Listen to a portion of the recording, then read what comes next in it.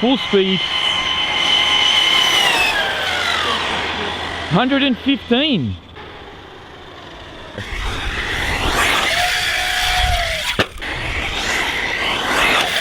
Whoa, boy.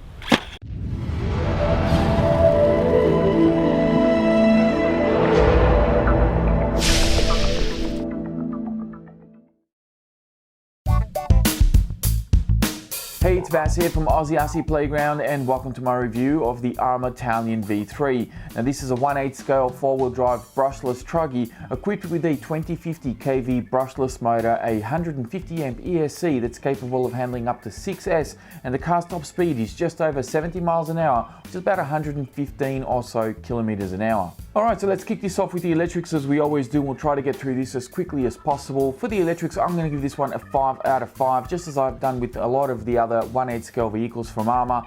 There's really nothing for me to complain about. I know that some people don't like the steering servos on these. I personally don't have an issue with them. I've never had one of these servos fail, so I don't know why so many people out there seem to complain about them, but for me, the electrics in this are definitely very good. Could they be better? Absolutely. They can make the cars faster, they can make the servos better, there's no doubt about that. But I think for what they are and the money that you pay for these cars, this is more than acceptable, so I'm very happy to give this one a 5 out of 5. Now for drivetrain, I've also given this one a 5 out of 5. I haven't had any issues with bearings or diffs or anything of the sort. Wheels and tyres have also held up very well. Don't have any complaints regarding those, so no points to deduct here, and I'm pretty happy to stick to my score of 5 out of 5. Now handling is an interesting one for this car because you can't really rate the handling on this like you would some of the other truggies that are available out there on the market. This is not going to handle the same way. ARRMA have actually shortened the shock towers both front and rear, and the shocks are a little bit more of an angle than some of the other cars that you'll find on the market that are classified as truggies. Because this is aimed at speed, I have to rate it for what its intended purpose is for. And when I did the speed run with this car, I at no point felt like I was losing control of it or that the car couldn't handle the 70 plus miles an hour as claimed. The car handled it beautifully. Not just that, but when I took it out on BMX track and tried to bash it just like I would a Creighton or any of the other bashable vehicles that exist out there, this actually did very, very well. It felt very locked in. It felt responsive. I didn't feel like I was fighting the car at any point. The handling characteristics of it, perfect. I really have no complaints. Tyres also did a wonderful job. I really like these Qatar tyres that ARRMA have come up with. They're a really, really good tyre. They grip very well across a variety of surfaces. There's really nothing for me to complain about here. So handling, I'm going to give this one a 5 out of 5. No problems at all. Now for durability, and you might even criticize me for criticizing the car for durability, but I'm actually not going to deduct a point for what you might think I'm going to deduct a point for. So for durability, I'm going to give this one a 4 out of 5. And although I did break the front chassis brace after I took a bit of a nose landing on the car, I'm actually not going to deduct a point for that. Where I am going to deduct a point is for the body, because on both sides of the front of the body here, the body has actually cracked. And I don't know if that's a design flaw or if the body isn't trimmed enough for the arms to clear it, or what has caused the body to actually break right on the corners here on both ends. But that is something to be concerned about, and I think ARRMA sort of need to have a look at it and just see what they could do to improve that and to prevent that from happening. Because other than that, I really have had nothing else go wrong with the car. Yes, the chassis brace did break, but that was a very nasty impact, and I can't really blame the car for that. Under normal wear and tear conditions, I've had nothing go wrong with it apart from the body cracking. That's really the only criticism I have. And you know, if I can see that there's a little bit of room for improvement here, I'm going to allow that, and hence the reason I'm going to give it a 4 out of 5. So ARRMA can definitely do a little bit better here. Now for maintenance, it's a pretty straightforward score. It's also going to be a 5 out of 5, purely because I really had to do nothing to the car to get it to run the way that you saw it run in the videos. These cars come very well set up out of the box. You don't necessarily need to change out shock oils or diff oils or do anything like that unless there is a particular setting that you prefer. That's different. But as far as taking the cars out of the box and just running them and having them, you know, be locked in and steer correctly and handle everything correctly, there's no issues here. Not just that, but I didn't notice anything leaking. I didn't have any problems of that nature. So maintenance is pretty straightforward.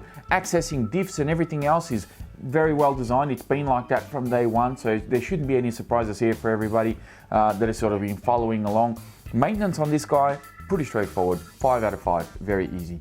Now we move on to probably the most controversial subject, which is of course part support. Now, no matter what RC you buy out there, it's always good to have or to know that you have part support, whether that'll be online or at your local hobby shop or wherever it is that you like to buy parts from. It's good to know that that particular brand exists in the vicinity of where you live.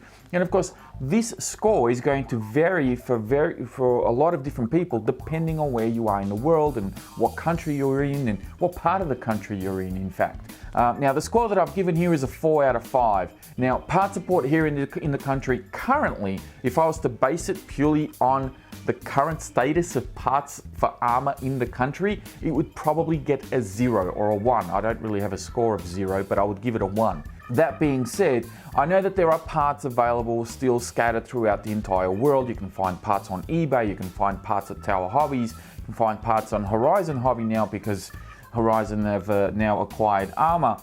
So parts are becoming more and more available, and here in the country, the distributor that had access to ARRMA, that was selling ARRMA, they never had a full range of parts on hand. I found that a lot of the times you had to wait to get these parts in through local hobby shops. It wasn't the hobby shops that didn't want to stock them, it was the distributor that just didn't have or didn't order them in, and then we of course have to wait when we order our parts. The other alternative is of course to go online, and that can take anything from a week to 2 weeks to a month, depending on where you buy the parts from. So it's a little bit sketchy here in the country, or at least it used to be, but I've always found that it doesn't bother me too much because I'll just jump online and order my parts online.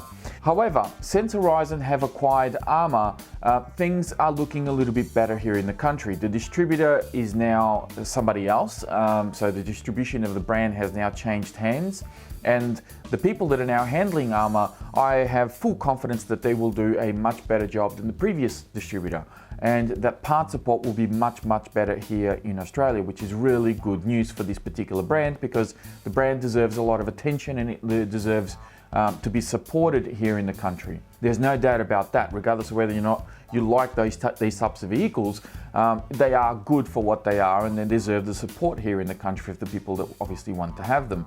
So the new distributor should make life a little easier for those of you out there who want to get ARRMA and who want that reassurance that part support will be something that you can count on, that you can go down to your local hobby shop or whatever and order those parts, and it'll be available within a few short days, or it'll be available on the shelf. So I think given a little bit of time, part support here will be very good. It's just a matter of the new distributor has to get themselves set up. So we'll see. I'm going to leave it at a 4 out of 5 because I do feel that there are parts scattered all over the globe, all over the web. You'll be able to find them. It's just the time factor that I think will affect a lot of people. I'll leave it in the comments for you guys to discuss amongst yourselves whether or not you agree with me, but that's just how I feel about it. All right, moving on. All right, so last but not least, we have value, and for me, it's a no-brainer. I'm also going to give this one a 5 out of 5. These cars are very well priced here in the country when compared to other vehicles out there on the market. They perform as advertised, they're tough, they're fast, they look fantastic.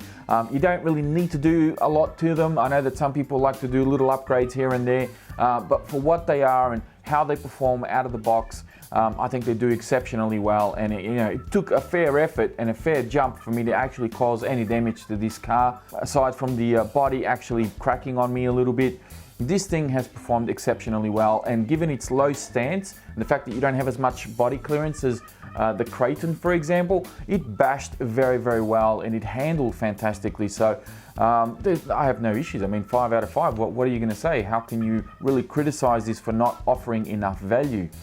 So finally, the total score for this one is a 33 out of a potential 35, which equates to about 94.28%, which is an exceptional score for the ARRMA Talion V3. I really like what ARRMA have done here. They have taken the car in a new direction and pulled it away from the Kraton's shadow, because the Kraton does cast a very big shadow in the 1/8 scale ARRMA lineup. So to have this kind of stand on its own, be a little bit different from the other 3 offerings, more specifically the Kraton in fact, I think this is a really good thing because ARRMA obviously have paid attention to what goes on forums and Facebook groups and things like that, where people are converting Creightons and Typhons and Centons and what have you to be more GT spec cars, to do speed runs with them. So they figured, hey, you know, people want to go fast, so why not have this one car that I suppose we don't sell too much of, or it's a little bit too similar to the Creightton that just seems to be doing a little bit more than the Talion does, and turn this into the speed machine. And I think they've nailed it. They've done very, very well. What I would like to see though is for them to push the edges of the envelope and go for an 80-mile-an-hour car. So here's the challenge for you, ARRMA. Hopefully in the next incarnation, or perhaps a couple in the future, we might see an 8.0 on the box as opposed to a 7.0. So let's see if you will accept the challenge or not.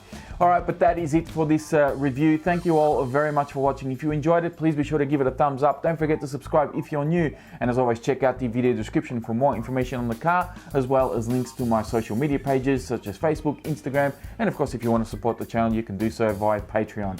Thank you again for watching, and I'll be speaking to you all next time.